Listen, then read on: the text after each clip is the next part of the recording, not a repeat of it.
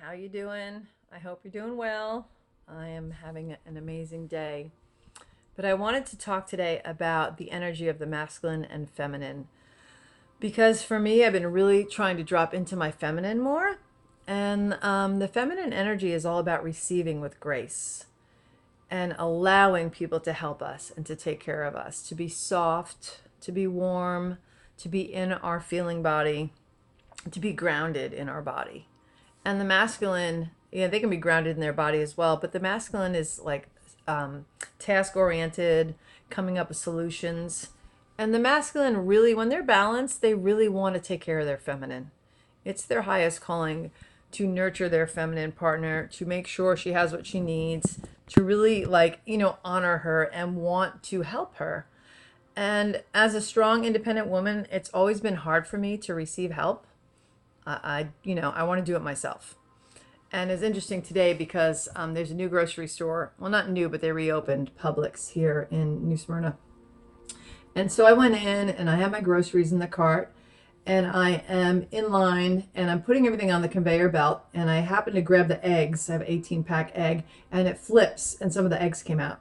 And they didn't break, like two of them cracked, but immediately the woman behind the counter, she's like, "Oh, are they okay? Do you need new eggs?" And I'm like, "No, I'm fine." And her male partner that was helping her, he came up to grab the cart and he says, "Are you sure you don't want me to get new eggs?" And I'm like, "No, really, they're okay. Like I only like barely cracked two and I'll use those first. So not a big deal." But I went up to the end of the conveyor belt and I started to bag my groceries.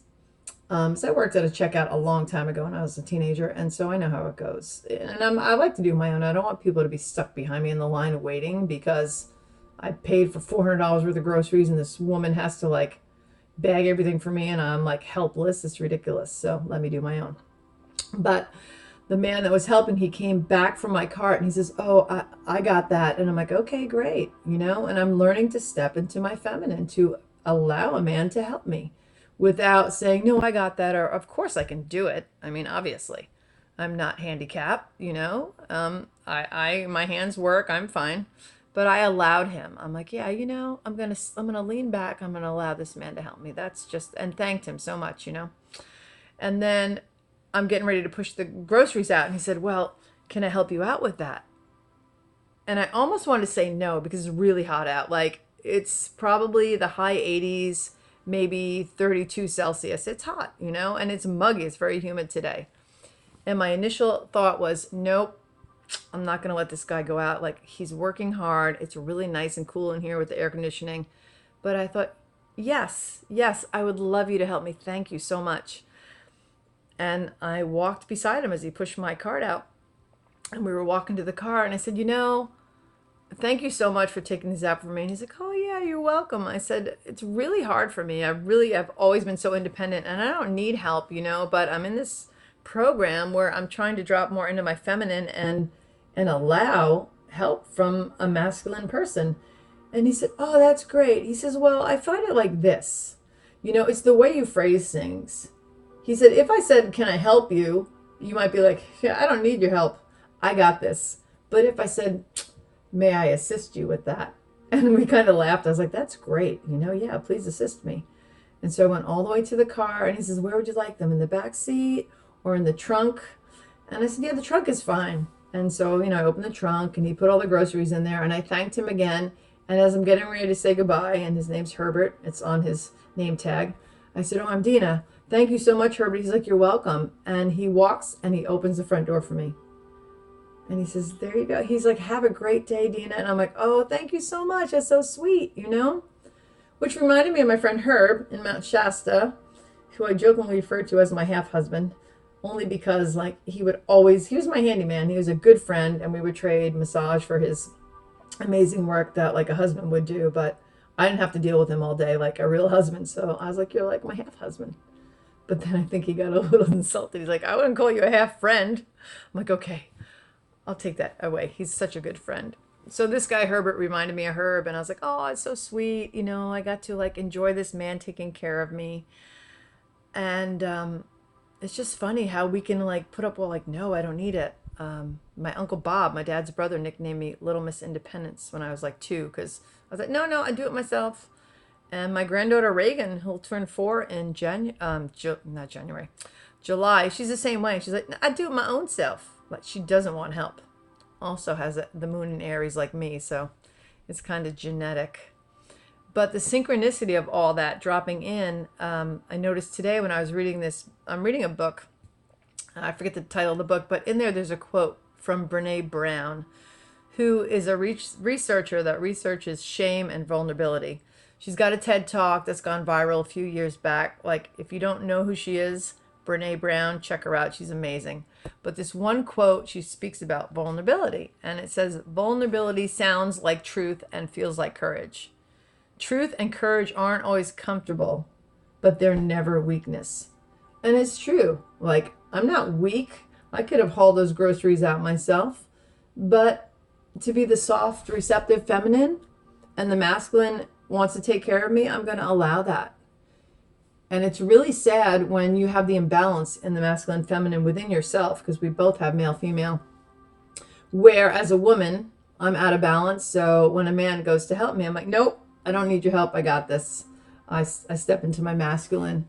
And it can create a lot of conflict too in relationship, where you as a woman are working all day, and so you have to be in your masculine. You have to like take care of business and deal with the task at hand and come up with solutions, which are all masculine based energies. That's the masculine. They take care of things. They want to protect. They want to like serve. They want to take care of the problem and come up with a solution. And Adrienne Everhart, she's an amazing female relationship coach. I really like her. But she has a great suggestion, because she would come home to her husband, after a full day of working and having to be on task, and then come at him with her masculine energy, right? And if you're like that with a masculine, two strong masculines, they're going to repel each other. And so she would wear this bracelet, and during the day at work, put it on her right wrist, which is the right side of the body is the masculine side, and the left side's the feminine. So when she would come home, she'd switch bracelets to the other side, so she would remind herself, okay, now I'm in my feminine. Now it's time to drop in and be soft. And my brother, who doesn't always say many profound things to me, I mean, he's my brother, I don't think of him like that. And we haven't always gotten along, but since I've been in Florida helping caretake my parents, we've gotten much closer. And I put some little reminders on the mirror, like you're beautiful, or you're amazing, or hello, beautiful soul, different little blurbs to remind myself how important I am as a soul and a person, and how special I am. Because after a breakup, you can be really sad, or you can say, like, why didn't they see me? But, if a person can't see themselves, they can't see you. If we're not in touch with our emotional heart, we're not in touch with other people, only to a certain degree. Yeah, you'll be in touch with them, but not at the level that I'm used to. I'm used to, like, a lot of depth. And so that vulnerability quote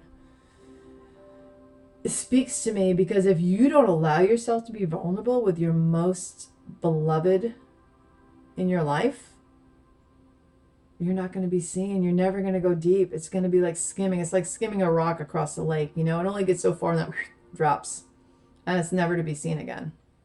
Depth requires deep vulnerability, and it required some vulnerability today with me allowing this man to help me. I just never allowed that. And to be held by the masculine when they're imbalanced, they want to help, and I've had experiences where, no, you have to be independent. No, I'm not going to help you. You figure it out yourself. And I'm like, whoa, like, yeah, I can do stuff myself. But if I'm asked to be feminine, then I need to be received. I need to be held. I won't be able to be in my feminine if I'm going to be pushed into doing masculine things. I'll never be able to be the feminine that's desired when I'm in a masculine energy.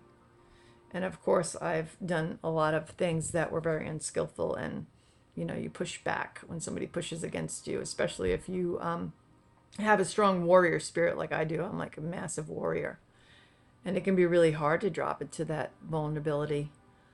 And then, as synchronicity would have it, I'm like going through YouTube, about to drive away from Publix, and I just hit something on my phone, And it's this podcast by Jason Gaddis, who has the relationship school. And I've taken a few courses from Jason. And a woman wrote in and asked him, how come men can't handle an emotional woman? And now you could flip this around and say, how come a woman can't handle a man who's in his emotions? But it was from a woman, so it was about the masculine. And Jason said, the reason they can't handle it is because they've shut that part of themselves down. And how do I know this? He said, because he was in that space for a long time before he did his inner work. And he was shut down as a child and told, he's a boy, don't feel that, don't cry, don't be a girl. The dynamics with his parents, he wasn't allowed to really feel and step into the feminine side of himself. And we all have masculine, feminine. But culturally, societally, familially, boys are boys and girls are girls. And boys are supposed to be strong and tough and not feel and let's be a man. And then girls, are crying and pretty and soft. So there's all this, it's just sad because there's supposed to be a balance of both. But at any rate, he was saying that when a woman gets emotional with a man who's not in touch with his own heart and his own emotions, it triggers him. And he will either run or push her away. And so that he was that man until he woke up and went, shit, I have to do some inner work on myself. And when he started to do the inner work, and not just his meditating or running into climb mountains when he would get triggered, but to actually do the emotional work. And it's way different than spirituality. Spirituality and personal growth and development are two completely different things. And don't let anybody tell you that they're the same, because they're not. It's a nice blanket statement, but I don't buy it, because I do both. The spirituality that I've always had, which is seeing signs with the birds when they fly by me on a certain side, right or left, hearing things when I wake up, the first sound, thinking about something and then seeing a sign that reads words of something I'm thinking about. That's all mystical signs. That's the feminine. That's stepping into the receptivity. But that's completely different, right? Or meditating than me sitting there going, yeah, that partner of mine, he keeps leaving me. He keeps running away when he gets uncomfortable. And that's bringing up my abandonment issues. When my dad and my brother emotionally pulled away from me. That's triggering the shit out of me, and I don't like it. And so what do? I want to grasp more. I want to hold on more. Where are you going? You can't leave. That's the wound. And that has to be dealt with personal growth and development. That can't be taken care of with me going into the woods and doing a long walk, which for me, I love walking meditations. I just love to listen to the wind through the trees and the brook going by, and the river. But that will never take care of that wound. The only way for that wound to be taken care of, and believe me, we all have wounds from our childhood. We all have them. Even people that have perfect parents, and nobody's really perfect, but really great parents, there was still something that came up that we have to deal with from our childhood. And our partners are the best person to help us with that, because our partners have the best and the worst aspects of our caretakers from when we were babies and children. Doesn't matter if they were our birth parents or people that raised us. Our partners have those traits, and we subconsciously choose our partners so that we can get through all this. And so for me, it's just I have to look at that. And I have been looking at that, and I've been doing a lot of conscious work. I've been in 2 programs where I'm healing that aspect of myself. And so with that, I went to another program where it's time to drop into my feminine, and not combat with my partner when I'm in relationship and he gets triggered, to not scream at him or whatever, go ahead and walk away, but when you come back, let's talk about this. And if we can't adult this together, bye-bye. I can't. Life is too short. I had two dear friends of mine this week lose their mothers. One really suddenly, and the other one of devastating Alzheimer's. And he was with her the entire time that she was passing. And I know how that is because I was there when my grandmother was passing, and the change in the body is profound that last day. But she was my grandmother. She's not my mom, so it's a little bit different. But life is that precious. It is that short. And if we can't be vulnerable, what is the point? What is the point of being here? You might swoop in and get the love you need when you need it, but you're getting little snippets. And if what your partner says comes up and triggers you, take a look at that. Because if you're just going to come in and out in those moments, you're missing the juice, baby.